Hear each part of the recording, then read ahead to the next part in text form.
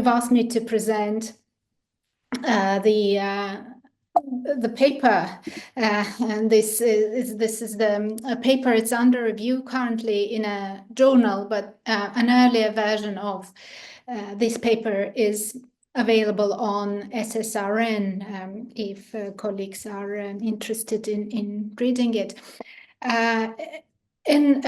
So in this paper, I essentially take up two main interrelated arguments. So I problematize two interrelated claims that have been central to the field of AI. Firstly, the claim that machines can learn, and secondly, the claim that machines have agency. So today I'll present some of my arguments against these two propositions, and I've planned to speak for about 40 minutes, and then I will be happy to answer your questions and really perhaps engage in a kind of broader discussion with you. I will welcome your feedback also. As I say, this is a paper in progress very much, so in that sense, that it's open for input also at this stage. So the focus of my talk today is machine learning, although I will kind of switch between machine learning and AI whilst I talk, because the arguments relate to essentially to both. But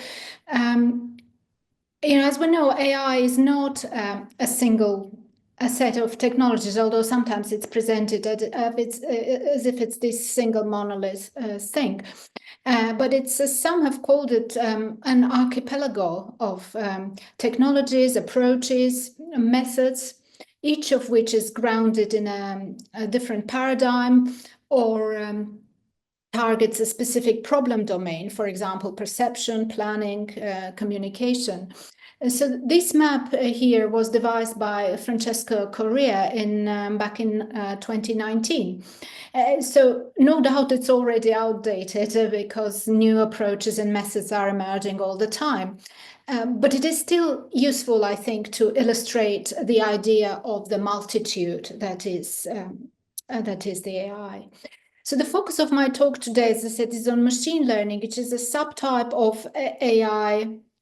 And in this map here, it's positioned within the so-called statistical paradigm of AI. And the reason I'm interested specifically in machine learning is because it is foundational to one of the grand claims of the field of AI, the idea that a machine can learn and can produce outputs that mimic human-level intelligence.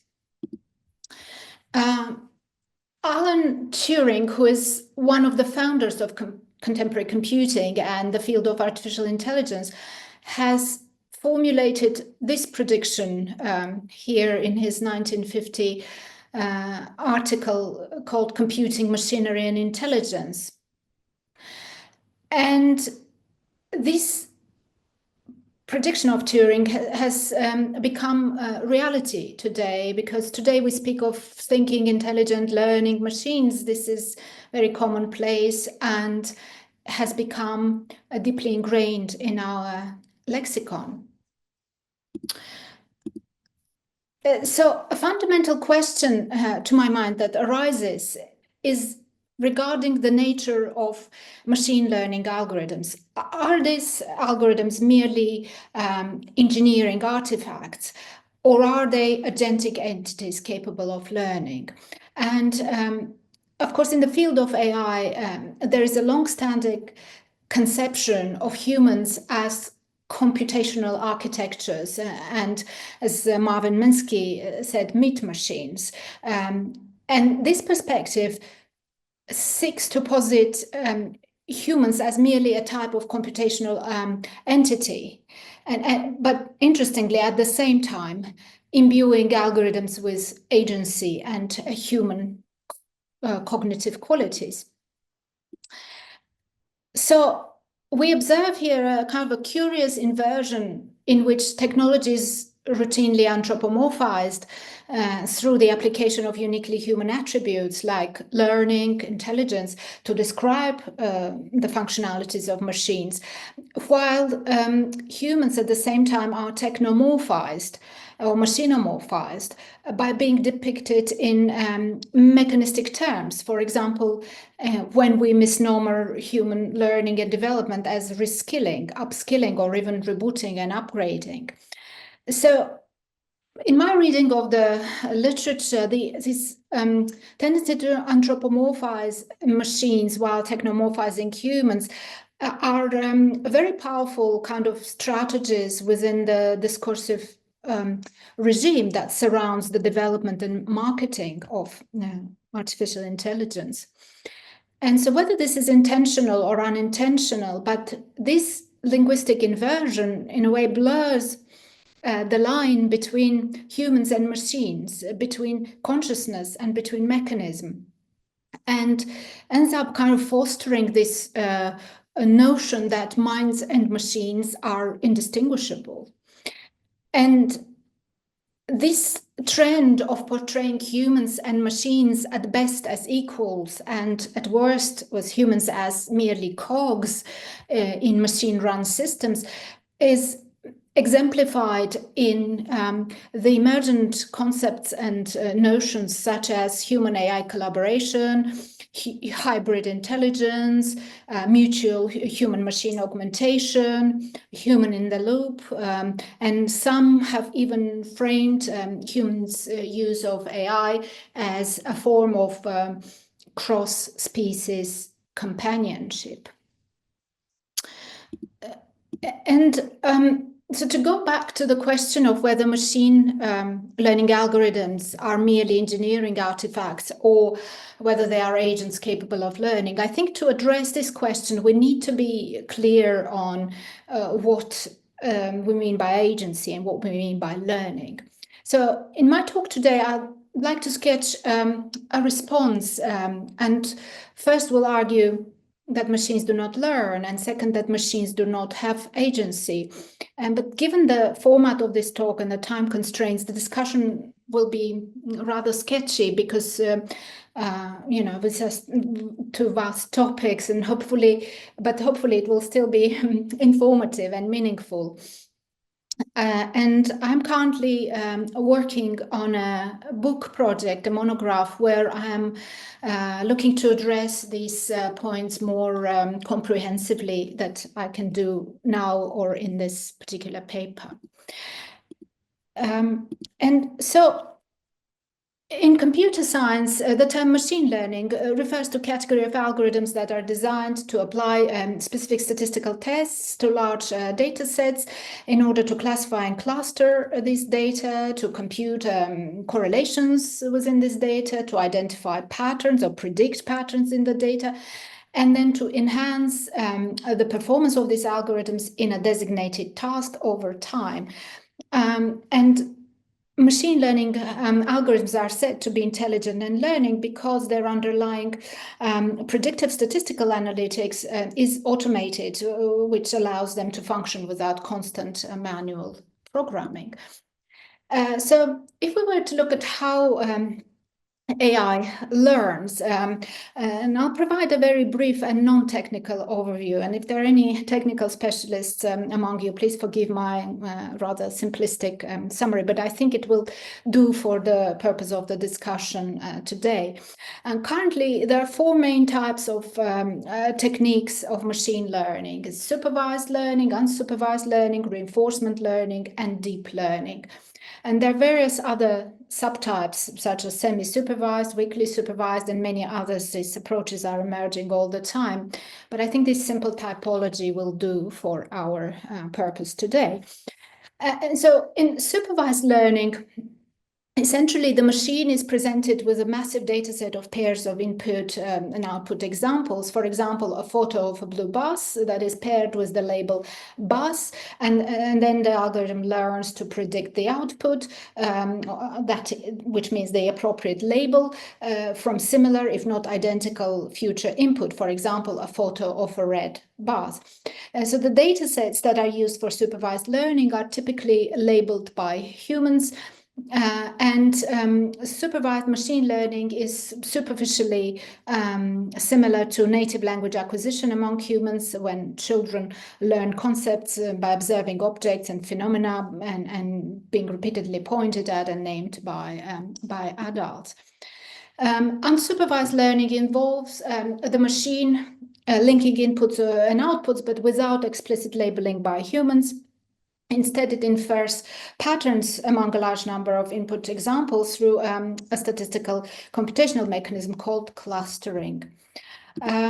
Reinforcement learning does not involve any data labeling, but includes periodic human feedback to reward the desired action or punish failure to execute this action.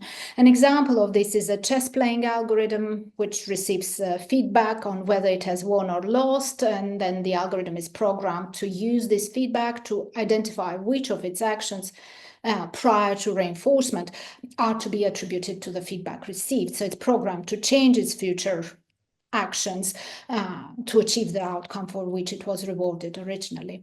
So this form of AI seems to take its inspiration from the early 20th century stimulus response experiments in animal behavior, the famous or infamous Pavlov's dogs and Thorndike's cats.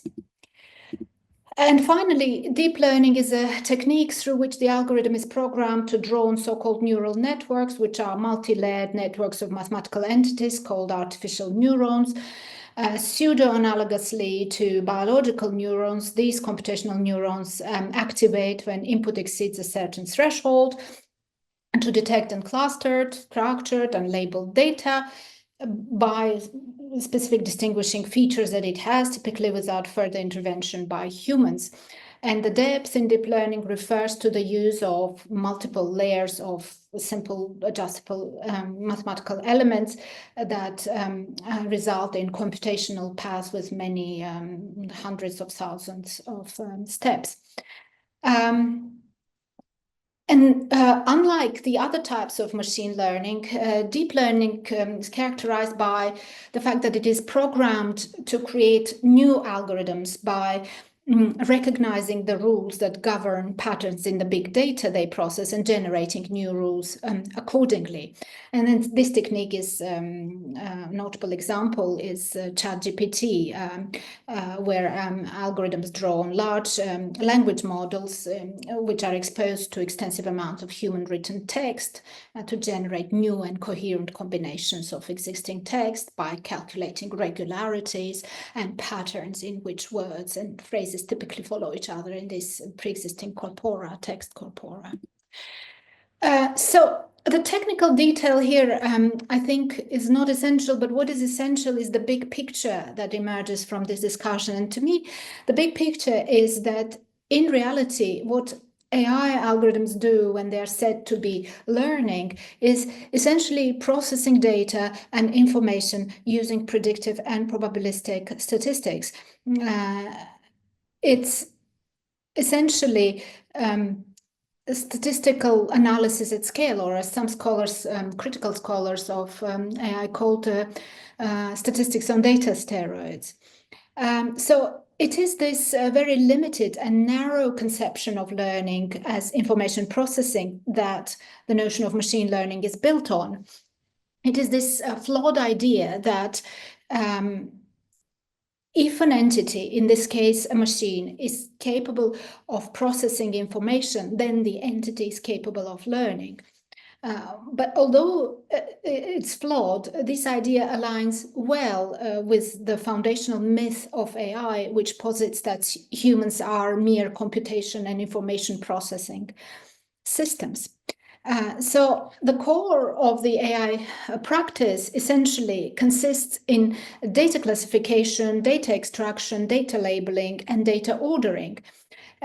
These processes, however, bear very little resemblance to genuine learning, which is constituted of processes that are altogether different from this statistical calculative logic of AI algorithms. So a short talk like this one is not a suitable format to begin to discuss the definitions, conceptualizations, and theories of learning, which if we were to do, we would be here a very long time indeed. But although the quote here isn't a definition of learning, I think it encapsulates well how genuine learning is understood first and foremost as a profound structural shift in the premises of our thoughts, of our knowledge, our perspective, our action, our relation to others, beyond mere processing of information and recognition of patterns. And so in support of my thesis that machines do not learn, I'd like to briefly outline some key foundational concepts and mechanisms that are central to human learning or genuine learning. The first idea is purpose. So when we learn, we don't merely respond to programmed instructions. We choose, we determine, we act with intent. We apply our will to achieve a goal that we have set ourselves. And these contrasts with the unconscious reaction to external stimuli that, for example, reflexes, instincts, other responses that are non-voluntary and non-volitional, which is the way machines respond. And so AI lacks these kind of purpose and intention because it is an extension of human intentionality and human purpose, and rightly so. The second foundational feature I'd like to emphasize today is this idea of frames of reference. And frames of reference are sets of assumptions, expectations, mindsets, habits of mind, worldviews, and perspectives through which we construe meaning and attribute coherence to our experiences. And human learning, genuine learning, essentially consists in transforming these frames of reference to make them more accurate, more nuanced, more complex, more open, and more reflective and more inclusive. And so this transformation in the frames of reference occurs through critical self-reflection, through unlearning, through relearning. So merely processing information without the corresponding sustained transformation in these frames of reference does not constitute learning. The third key mechanism characteristic of genuine learning is cognitive dissonance. And cognitive dissonance is defined as this uncomfortable internal state that occurs when we are faced with new information or new experience which conflicts with our commonly held belief. And the cognitive dissonance is an important stimulus, catalyst, and incentive for learning because it triggers us to engage, triggers in a positive way, to engage in problem solving, in trial and error, in construction of new knowledge, new frame of reference, new behavior, simply to alleviate this discomfort that was caused by the dissonance. And machines and AI in particular are incapable of handling this sort of cognitive dissonance, let alone utilize it for learning and self-transformation.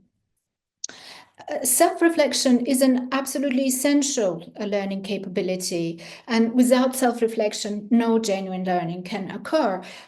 Self-reflection enables us to analyze not just what we are learning, but how we are learning, and importantly, why we are learning. And therefore, it requires self-awareness so that we can examine our own functioning, evaluate the soundness of our own thoughts and actions, discern the meaning of our pursuits. So both machines and humans can improve their performance based on experience. And by experience, I mean by repeating an action several times and learning from feedback, correcting behavior based on feedback. But this ongoing critical self-reflection is absolutely essential for us to effectively integrate feedback into our behavior. And AI lacks this capacity for self-awareness and self-reflection. And finally, learning from others is a key mechanism of learning. We learn from others through many different processes, through observation, through imitation, dialogue, knowledge sharing, cooperation around problems that are meaningful to us and that we share with others we cooperate with. Machine learning algorithms currently do not have the capability for social learning because they primarily draw on their own self-referential experiences when they're said to be learning. And I think we still have some time, so I'll if you're not entirely bored with this talk, I will try to maybe address a second point, which is this point that AI does not have agency. I'll do again in a very brief way, but I think it is important to first look at how computer sciences understand agency. And in computer sciences understanding of agency, as an agent is defined as anything that can perceive its environment and then can act upon that environment. And this is a definition from a key AI textbook. So this computational perspective offers simplistic, mechanistic, and limited understanding of agency, reducing the notion of agency to mere capacity to act. Essentially, in this understanding, anything that is capable of acting is seen as an agent. But in social sciences and humanities understanding, agentic behavior contrasts with unconscious reactions to pre-programmed instructions and other involuntary non-volitional responses. In social sciences, humanities understanding, an agent is someone who chooses, who determines, who acts with intent, applies their will to achieve a goal. At its core, a genuine agency entails an individual's proactive organization of their actions based on their self-conception rather than just a response to external events and stimuli. And so agency in social sciences perspective is ultimately seen as a distinctly human capability that enables us to transcend the diktats of our own immediate environment and to shape our own life circumstances and our life course according to our goals and our values. So in the agentic view of human development, individuals are active contributors to their life circumstances, not merely a product of these circumstances and the environment. And Bandura, who is one of the key theorists of agency in kind of socio-cognitive psychology, he identifies 4 core properties of agency. And the first of these is intentionality, the formation of intentions, action plans, strategies to achieve these intentions. In essence, intentionality underscores our capacity for purposeful action. It's a feature that machine learning algorithms lack because they remain an instrument of human goals and human agency. The second core property in Bandura's conceptualization is the property of forethought, which involves the capacity to set future-oriented goals in a self-directed way, to visualize potential outcomes of our actions, which serves to guide and motivate our efforts in the present. Central to the forethought is this agentic capability of self-direction, anticipatory planning, visualization. And these are features that machines lack because they lack the capacity for forethought and self-directed goal setting. The third core property of agency is self-reactiveness. It encompasses the essential capacity to take personal responsibility for self-motivating and self-regulating our execution of our goals and actions. And self-reactiveness is a multifaceted process. It operates through cognitive, metacognitive, affective, and behavioral mechanisms to enable us to continuously self-monitor our functioning. While AI algorithms can react to feedback and make adjustments, these responses are based on preset programming and lack the dynamic, purposeful, intentional capability that is inherent in genuine self-reactiveness. And finally, the fourth core property of agency is self-reflexivity, self-reflectiveness. An agent is not only intentional, forethoughtful, and self-reactive, but we also possess the self-awareness that is necessary to examine our own functioning and to evaluate the soundness of our thoughts and actions and to discern the deeper meaning of what we are doing and why we are doing it.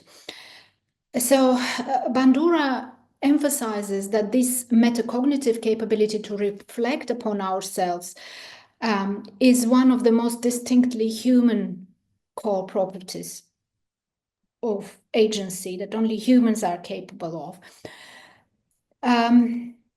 Anoush, would you be all right with questions in between, or would you really rather? And I'm coming to an end, but yes, I'm okay. happy. No, then I'll wait. Yeah. I have 3 slides, which will take me 3 minutes, I think. Is that okay?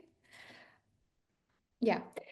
Okay, so just to summarize, as we can see from this table, there is a misalignment between the two phenomena, between machine learning and learning proper, across most of the key mechanisms and processes or features of agentic and genuine learning. Both machine learning and genuine learning involve mechanisms for information processing, but these basic elements represent only a fraction of the multifaceted nature of genuine learning. And so to conclude, I want to mention this quote from Louisa Moore and colleagues in the recent paper. They talk about this idea that the critical kind of analysis, such as this one, are sometimes dismissed with this saying that it doesn't mean the same thing, it's just a metaphor. And so this phrase kind of encapsulates a trend whereby technology developers appropriate terms, vocabularies, and languages, but when they're pressed on their meaning, they deflect the concerns by asserting that their usage is very particular, it's context-specific, and is not necessarily synonymous with the conventional interpretation of those terms. But as the authors here describe, the term machine learning is a poignant example or illustration of this phenomenon, which highlights the risk of a more kind of profound alteration of how we as humans may be led to perceive ourselves or our agency, our learning, and our position generally vis-a-vis machines in the present and in the future. I'm going to let other people ask first. It's only proper. So anyone who's got a burning question, go first, please. Could I just, thank you very much. Yeah, go for it, please. Could I just ask, can frogs learn?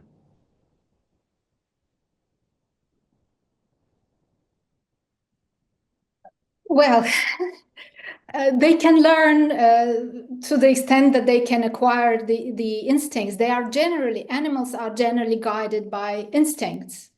They're guided by reflexes that are instinctual. And therefore they can change their behavior on the basis of the instincts and their response to the environment. But they don't engage, in the higher order processes and mechanisms that humans engage in. Yeah, because if you replaced machine learning with frogs, how would your paper? What would your paper look like? Well, I don't. But I'm not critiquing frogs. I'm taking an issue But you are with actually. machine learning and the use of. But you are actually critiquing frogs. What did you say? Can you repeat that? You are really critiquing frogs because you're saying frogs can't learn, really, on your definition of learning. No, that's not what I said. I said they can learn based on the basic elements of learning, but not. You brought in a notion of higher order learning. Sorry? Brought in this notion of higher order learning. Yes. So which they can't engage in. They can't. Frogs and other animals cannot engage in higher order learning. They cannot engage. They don't have the intentionality or will or purpose or self-reflexivity. They're largely guided by instincts, which are. But then maybe you do need to talk. You maybe need to distinguish between higher order learning and lower order learning. Yeah, that's. I think I do. I'm sorry if it was not clear in the talk, but I do that in the paper also, and I think the machine learning and genuine learning overlap in some of the fundamental processes, but in what I call the micro processes, or maybe in some of the biological processes, but not in higher order processes, which in which they diverge. Yeah. Okay. Yeah.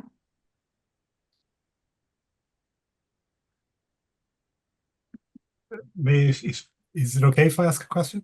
Yes. Oh, great. Well, thank you very much, Anoush. And it's like follow up from Donica's question there, but I really like what you're doing in terms of pushing back against this discursive regime that kind of equates machine learning with human learning. But and I think the argument works very well to the extent that what you really clearly show is that machine learning involves a much more narrow conception of what you describe as human learning and human agency. My one concern, though, at the moment is that the conceptions of learning and the conceptions of agency that you offer, of human learning and human agency that you offer, are themselves very specific conceptions of two very contested, so the notion of human learning is contested. So the way you present it here, when you talk about transformation of frames of reference and stuff like that, it sounds like quite a representationalist kind of approach to learning. And similarly with agency, it seems to be a very actor-centric conception of agency as opposed to a relational conception of agency. So I suppose my only concern is I like what you're doing overall, and I think it's a really nice presentation. But maybe you're overstretching the argument in suggesting that this is what human learning looks like and this is what human agency looks like, because those two things are quite contested. But I still don't think that doesn't take from your overall argument that machine learning is a very narrow conception of both of those. Yes, I think I make it. Thank you very much, and that's a very fair point. And in the paper, I position my argument very much in the combined sociocognitive behavioral perspective. And when I say behavioral, I don't mean behaviorist, but more conception of learning that focuses on action and behavior, sustained behavioral change as a result of learning, but also changing frames of reference, which is very much kind of cognitive measure of learning. So I argue for a kind of an integrated approach, and I position myself in an integrated approach. You're very right that the notions of learning are contested, the notions of agency are contested. I take these two,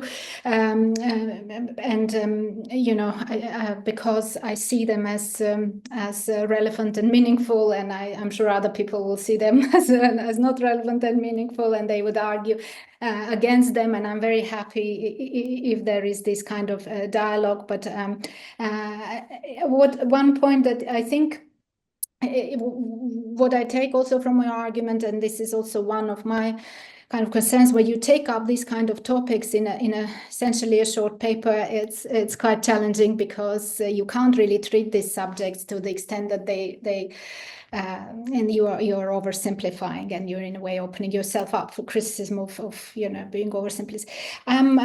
I'm working on a book where I'm hoping to synthesize more of the literature and take a more broad perspective. But I think even in a book, it will be probably challenging to and it's not my intention, to be honest, to come up with this universal view of what is learning. That is not what I'm trying to do here. I'm trying to use conceptual repertoire from approaches that make sense to kind of push back against this notion. But thank you. Bill Gahan, sorry if I don't say your name correctly. Bill is fine, no worries. Bill is fine. Yeah, hi, Anoush. So I'm Bill Gahan from strategy department. So happy to listen to this conversation. It was very, very eye-opening. I'm actually interested more on the third, let's say, dimension of organizational learning. Okay, humans versus machines, I understand, but there's also the whole debate going on about the ambidexterity, what machines bring to this, like the exploration, exploitation, the old established, the holy grail of organizational learning, let's say, and by machines making things so efficient, overly narrowing, like that exploration part kind of suffers in a traditional sense, that you are just trying to be and everybody's talking about customer representatives becoming more efficient thanks to large language modeling. So you hear like productivity gain stories everywhere now popping up, but I just think I'm basically reflecting on my own thought and asking, where does organizational learning fit in your story? Saying at what cost, let's say, do we achieve these productivity gains? Not everybody seemed to be questioning that, and I'm kind of thinking about those dimensions in a more maybe organizational level. Maybe it's not your interest, but just wanted to take your opinion about this. What about organizational learning in this comparison? Yeah, Thank it's you. not exactly. Thank you very much. It's not something I've thought about deeply, because it's not my, as you say, it's not my focus. And obviously, this the notions of learning and organizational learning are related, but I haven't taken the time to think and read deeply about it to be able to give a well-reasoned response to you. But I think. I think this discussion, I'm more interested in exploring the notion of learning, what it means to learn, in a world permeated by machines. Does it still mean the same thing it meant before, or is our notion of learning also needs to change? But it's difficult for me to comment on the organizational learning side of things. Sorry. And by the way, I think we were in the same seminar run by Willy at Oxford Internet Institute, the PAIC seminar for several years. But anyway, nice to meet you. I don't think we had talked in that seminar. It's another online seminar I've been a member of for several years. So anyway. Suzanne? Hi, Anoush, I'm Susanna. Nice to meet you. Interesting presentation. I'm just wondering, your thesis seems very clear, like there are much more boxes crossed for learning proper than machine learning. There are only 3 there. But I just wonder, like, AI, machine learning, this is a field that is advancing so much. And I'm just wondering, like, aren't you presenting your thesis a bit too early? So isn't technology going to process the progress so much that maybe over time more boxes are filled here? So Yes. maybe at the end of the century, also thinking a bit about your quote from Alan Turing, that at the end of the century, maybe AI can do something that mimics intentionality or forethought or self-reactiveness, Yes. you name it. Yes, this is, thank you very much. And it may be true that in some years' time, this will occur. But I think at the moment, at least from my understanding, it is not occurring, at least not occurring on those dimensions that I've outlined. But I think it is also important today, just today, because this is such a huge field with so many claims made and so much money being made on out of these claims, which some of them are not accurate today, and some of them probably will be accurate tomorrow. And I think that was my motivation when reading all this. And I am a learning sciences scholar, so I'm not at all a technology kind of or AI scholar. But when I was reading this conceptualization, I was thinking, but wait, this is not how we understand learning. This is not how we conceptualize learning. And so I think partly this is a question, I think it's relevant partly on conceptual level, but also on practical level, because, you know, in a way, misnomering these technologies is a way of misadvertising them, I would argue. It's a way of mispromoting them today. And I think that has profound implications for our societies. And therefore, I think it is important to raise these questions today. If tomorrow the machines learn to do all these things, then I think there will be no need for these papers, and we will all say we were wrong and they were right. So, yeah. Angelo? Hi, thanks a lot for the talk. So it's very similar too, because like if you look again through the table and you just like ask or search Google for like examples of each, like a demonstration of AI, for instance, showing cognitive dissonance, like you will always see like some like anecdotes online. So I'm just curious, like, what do you think of this? Like for each of these categories, like in isolation, you can find, you know, isolated examples of them. So how are you thinking about that? Can you elaborate on your question? In what sense? So for instance, so if I search Google for example of ChatGPT having cognitive dissonance, you can actually find something like that. Another example, no, like an example of AI having intentionality. You can also have like some random anecdotes talking about it. So I'm just curious, yeah, like how I don't know the specific examples, and I would probably need to see the specific examples to you know, to be able to tell. You know. Okay, maybe I can send to you then later, please in case do. you're curious. Yeah. Mm-hmm. I'm not sure if I'm sure there are others. Can I ask a quick question now as well? Because I'm thinking about what you're saying about learning, and I'm thinking about agency, especially because that's something that I am actually quite deeply interested in. And all humans don't have the same kind of agency either, right? So some are in prison, some are incapacitated in different ways, some are children. So how do you understand that? Because agency, and I think that goes back to Seamus's and other questions that have gone before as well, that are sort of, for me, when I think about agency or technological agency or material agency of any kind of, whether we keep calling it AI agency, one, like Seamus, I don't see it only as something that's individual or actor oriented. It's probably more, at least for my worldview, it's relational. It comes in the flow of things, more in the Ingold sort of sense of things. So it moves and it goes between different actors. And sorry, I've got a couple of things that I really wanted to get. So that's one thing. I'm not completely I'm comfortable with all actors, all human actors, I apologize, all human actors being seen as agentic, because there's sort of this idea that they're all similar. Might not be your understanding, but that's the way it comes across in the presentation. And the other thing, looking at all the characteristics that you looked at, is what are human learning? And I think this might be a little bit closer to what Angelo was saying, but he was giving you actual real examples, and I don't have those, apologies.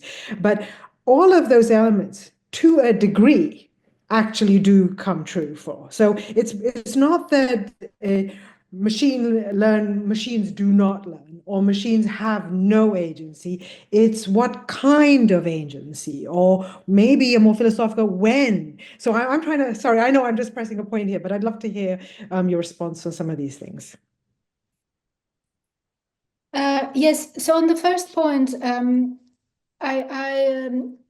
I respond to this specifically in the paper. I didn't say it in the presentation, but that's an argument, very important. So my argument, I agree very much with you that that people are at different, stage. They can be at different stage in this kind of agency kind of spectrum, if you will. But my point is that although humans exhibit these qualities differently, and not just adults and younger children, although humans are born, it's my understanding is that we are born with capacity for agency, but we have to work on developing our ability and our agentic capabilities throughout our lives, through kind of self-reflexivity, understanding, etc., etc.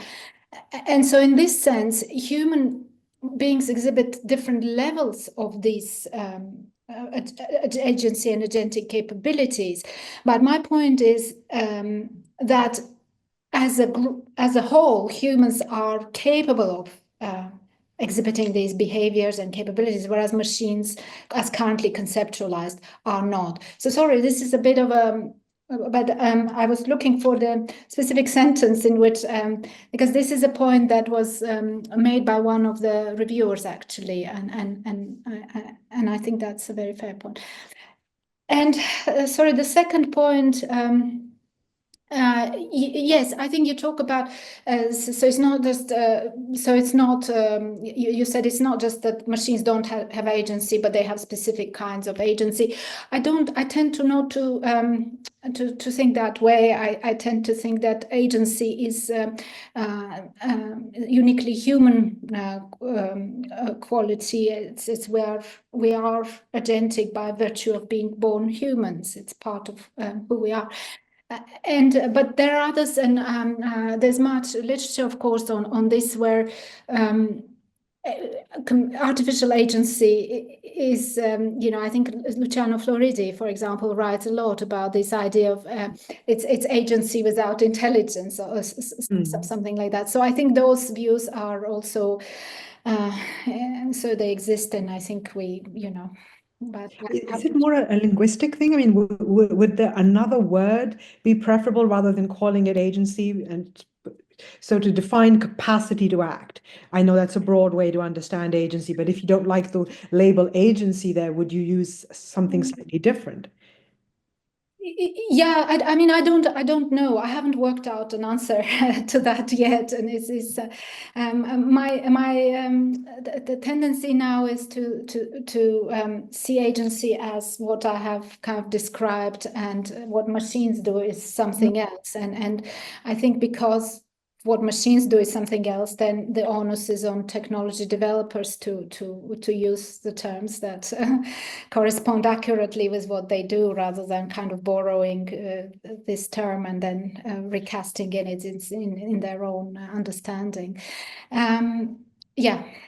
So sorry, Okay. if I've answered your question. But that was great.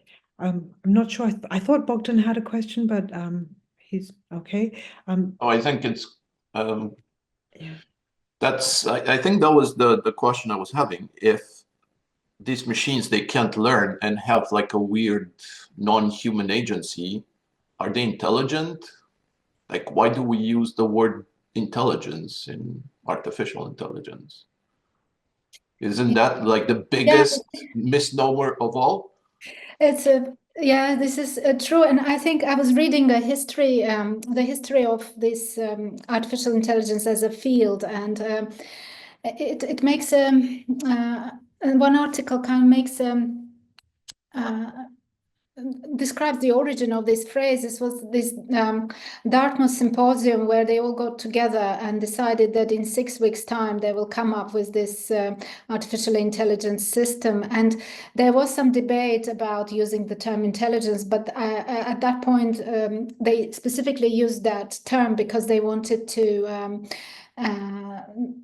be able to get funding from the major sources of funding in the US. And obviously, if they just use the term advanced statistical whatever computation, that wouldn't be so so exciting. I think it continues, and this was very explicit in this description of this symposium and what happened there. And I think this is still the case today. Yeah.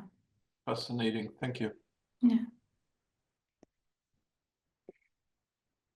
Jody, do you have a question or no? Well, no. So as an AI guy, I'm more or less Sorry. I'm in the opposite side, no. But I basically remember one of the first sentences my PhD advisor told me 20 years ago, and he told me, if you follow the research line, you will be orphan all your life, because it's time that you solve something, it will not be considered an intelligent thing anymore, because you solve the problem, you create an algorithm, and then the algorithm is solved, so it's not intelligent anymore. That's one thing. So just think on that, no? So we define intelligence as a way we don't know how to solve a problem. And also, I think that you should take a look on many other type of literature. For example, maybe it's not very popular right now, but I remember a lot of papers about BDA agents, or belief, desire, orientation agents. Of course, it's a more a logics representation, and it's a human who encode all the desires, belief, and intention of the agents, but there are literature on that. Okay. And also, another point that distorts a little bit my understanding how, for example, a deep learning method works. It's not a matter of learning itself. It's a way to represent knowledge. And it's a machine that compresses knowledge, represents knowledge, and then you can use it to infer and answer questions. This is how Hinton defines a deep learning architecture. It's something that represents in a compact way the knowledge that there in the data, and then you use it through some architectures to solve and answer questions. And I don't know if this is intelligent or not, but create a summary or represent a large amount of knowledge in a compact representation to use it to solve a question.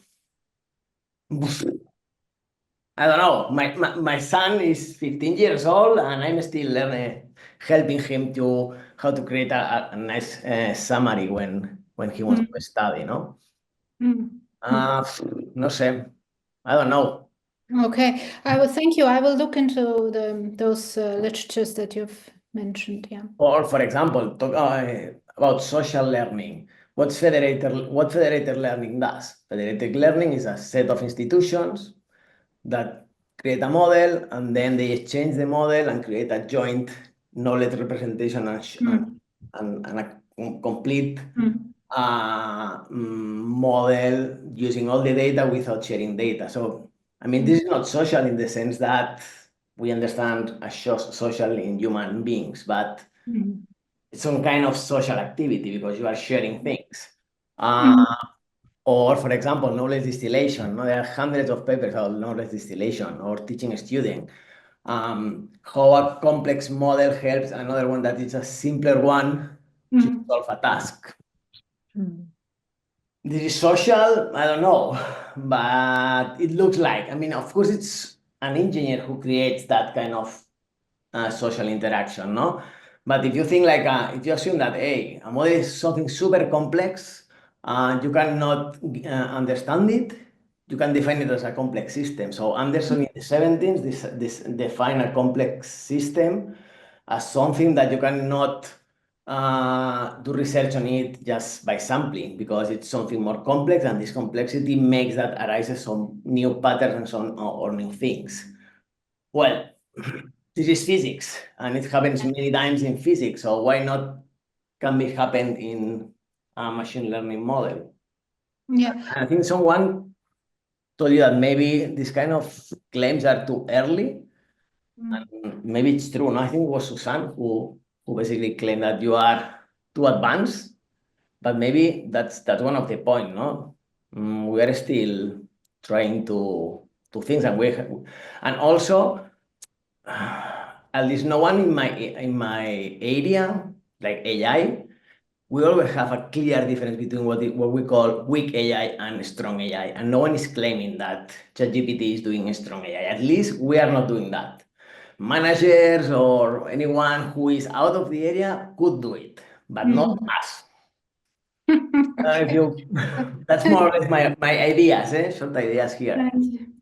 Yes, I'm generally not against the use of, I'm not here saying that we shouldn't use metaphors, where humans always use metaphors too, and that's fine as long as we are clear about what these systems do and don't. And sometimes if you read the literature, and increasingly so, you are flabbergasted by just, the kinds of claims that are being made.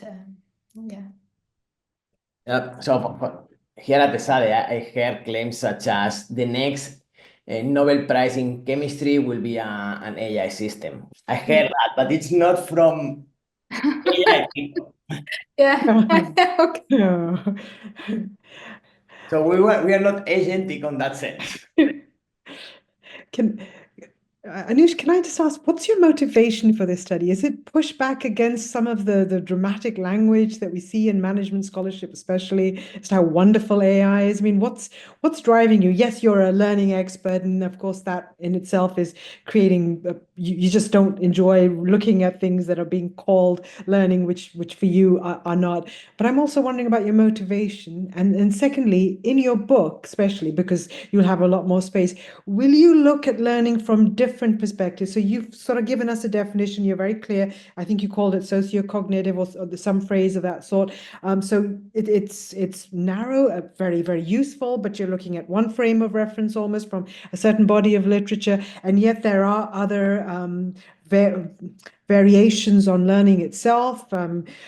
But also of agency as well. So if I look at information systems and management scholarship, which they're sort of coming together, capacity to act is seen, yeah, that's great, that's absolutely fine.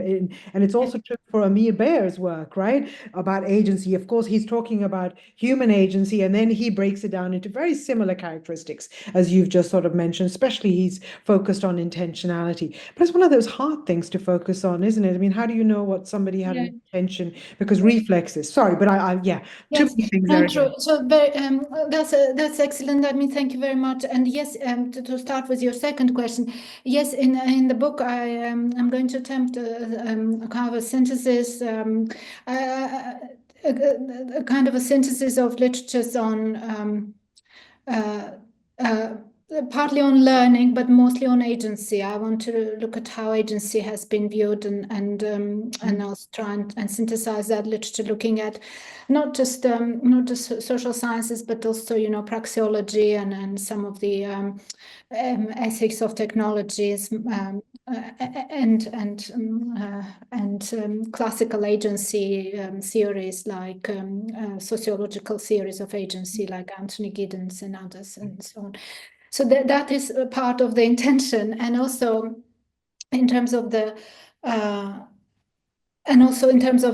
But there is only so much. I mean, I think there are so many different approaches to learning. As someone who is trained in that field, I don't think there will ever be a shared understanding of what is learning, and that I think would be a futile path to take. And at least I would probably articulate a set of ideas, and then I would draw on the literatures that reflect kind of my worldview. And there are, of course, people who will say information processing is learning, and I think the danger of that is when we start, and I'm coming to the first question, if we conceive of some of these computational mechanistic approaches to learning, I can see a lot of danger that our schools and our higher education institutions sometimes tend towards that, because, especially when the AI, they're talking about introducing AI, and it's all about pushing information to students, but we know that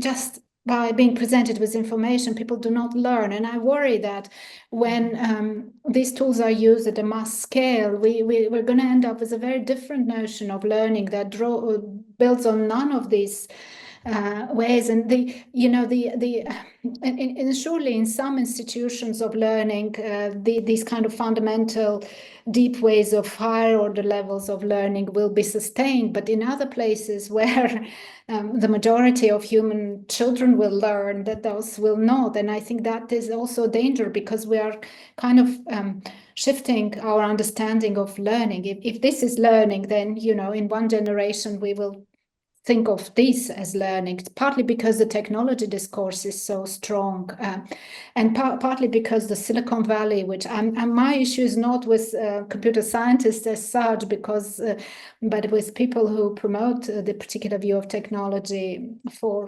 financial gain, and there are huge billions and billions being made in around these gains, these claims, and so that is also partly my motivation to push back against these broader processes in our society, where we we try to destabilize kind of human dignity and what it means to be human, because some of these conceptions, actually calling humans meat machines or computational architectures, is destabilizing and it affects human dignity, because we're not No, I didn't like that either. So I think it's a kind of a way of pushing back against some of those things. Sorry, I'm rambling on. No, that was very evocative. Thank you. Yeah. Are there other questions? I'm not sure, Jiho, you sort of came up, but then maybe because I pushed on, I beg your pardon. I don't know if you had a question.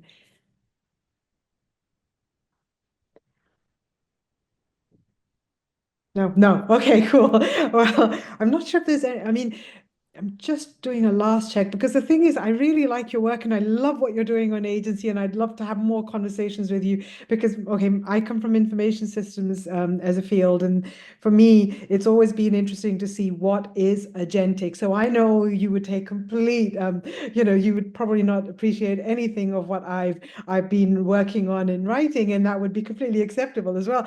But I do think if I define it only as a capacity to act, which I'm wondering, perhaps I need to change the label, or because that also creates complications, I can tell you, with reviewers, and I'm not, so reviewers who sort of argue, is this agency? Well, it depends on how broadly we define it, because capacity to act is an extremely broad definition. But if you look at information system scholarship, that's the way they've actually gone. They've been borrowing from, well, actually quite heavily from science and technology studies, Bruno Latour, Michel Callon, and Mackenzie's work as well. Yes, exactly.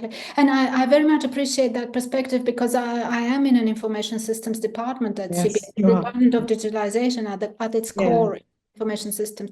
And I have similar conversations with people in my own department, where I am a bit of what is the outlier, let's say, because outlier. Yeah, but that's fine.